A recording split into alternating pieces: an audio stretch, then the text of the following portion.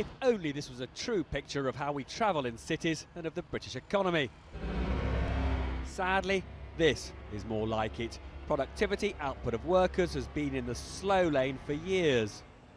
But not for Riz, who's a driver with the global digital taxi firm Uber, and who asked us not to give his surname because he fears unpleasantness from taxi drivers whose livelihoods are threatened by this revolutionary outfit.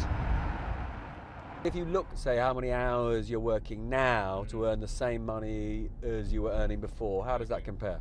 So I used to put in, say, I think a minimum of 60 hours, whereas now with Uber I'm putting in roughly about 38, 40 maybe max, and I'm taking the same money.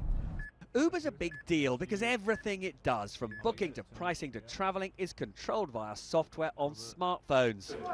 Here's its London HQ, and its growth has been astonishing, from 0 to 15,000 drivers in Britain alone in less than 3 years.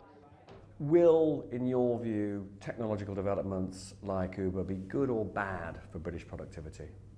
We believe innovations like Uber are good for productivity. They bring much more flexibility in how individuals can earn money through different channels. They can combine that work with potentially also renting out a room on Airbnb, or combining with starting their own business.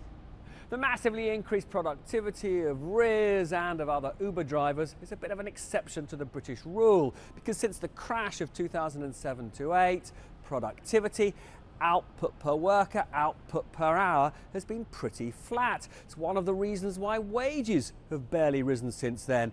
And it's a big explanation for why revenues from income taxes for the chap who lives here at number 11 have been less than he would have liked.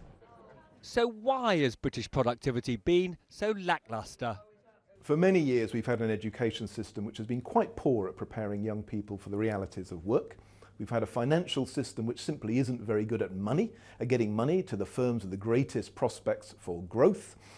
And we've had many markets dominated by incumbents, which makes it harder for the highly productive newcomers to actually make a living and succeed. The Governor of the Bank of England told peers he thought productivity was at last improving. We are now seeing a pickup in births and deaths of companies, which is positive, and job churn in the labour market. People are now, taking risk and moving jobs. Again, positive for productivity. When the Chancellor arrives here to deliver his budget next Wednesday, if he believes productivity, wages and tax revenues are on the rise, that'll put him in a faster lane to a shrinking deficit. Robert Peston, BBC News.